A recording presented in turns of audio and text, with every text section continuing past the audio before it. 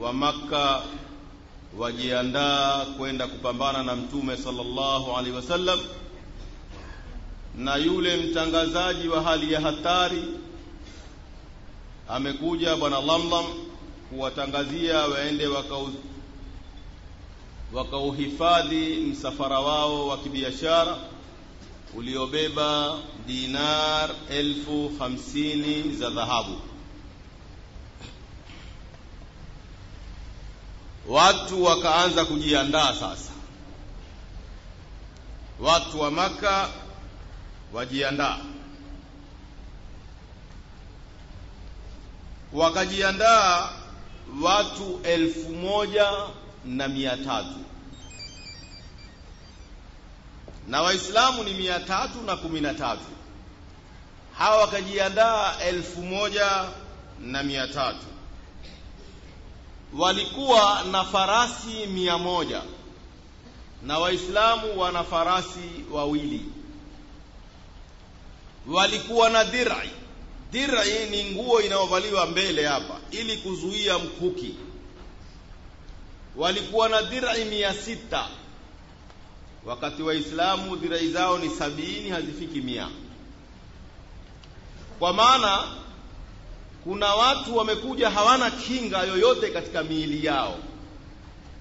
Mkuki akikosa kuuhepa umemuingia katika mwili wake. Makuraishi 600, mikuki si rahisi kuwadunga. Sasa hivi mnaziita bulletproof. Zamani zilikuwa za kuzuia mikuki, Waarabu wakiziita dir'i. Sasa hivi wanajeshi wa Kimarekani hawakosi kuzivaa hizo, au wanajeshi waliosaidiwa na Amerika katika makufar hawakosi kuzivaa bulletproof.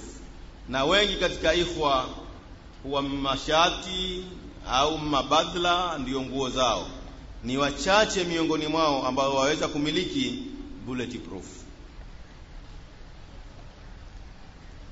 Walikuwa na ngamia wasiokuwa na hisabu. Waislamu wana ngamia 70. Makuraishi wana ngamia hawana hisabu, hawajui hisabu yake ni wangapi ngamia. Kila siku wachinja ngamia 10 kwa kula, au ngamia 9 kila siku za chinjwa watu wala. Kiongozi wa jeshi la makafiri au la Makuraishi alikuwa ni Abu Jahl ibn Hisham, na wafanyi biashara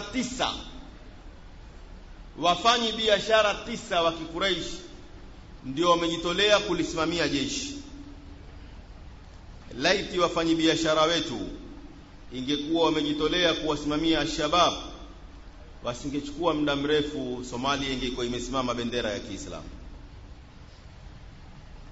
Lakini ikhwa, chakula kupata kwao ni uzito. Haya, wakaanza kuondoka sasa kuelekea Badri, kwenda kuulinda msafara wao.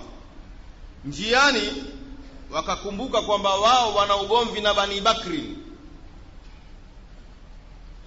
Wakajua tukiondoka Bani Bakri wakitupiga kwa nyuma na huku mbele Muhammad atupiga, itakuwa ni matatizo makubwa sana.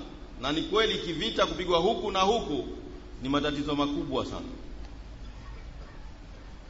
Ndio ukaona mara NATO wengine wako Kandahar, NATO wengine ambao ni Wajerumani wako Khost, wa Amerika wako Kabul, ili wawababaishe Talibani, huku vita kule vita huku vita. Lakini mambo yamekuwa bila aks.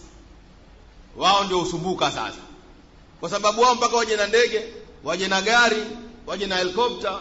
Talibani atembea na mguu milima yote. Chakula chake angoja amumwe kafiri apate chakula cha kafiri. Na ndivyo alivyowaambia Saidna Umar radhiyallahu anhu, innama arzaqukum tastakhrijunaha min afwahi a'daikum, hakika riziki zenu mtazitoa katika midomo ya maadui zenu. Na ndiyo Qur'an, ndiyo mtume alivyokuwa akipata riziki yake. Mtume riziki yake akiipata kwa mkuki. Mtume hakuwa na duka. Hebu mtu mmoja atoe taarikhi iliyo sahihi au hadithi iliyo sahihi, atuelezee duka la mtume lilikuwa liko wapi na lilikuwa auza nini. Mtume hakuwa na duka. Alikuwa akipataje kula kwake? Ana wake 9. Alikuwa akipata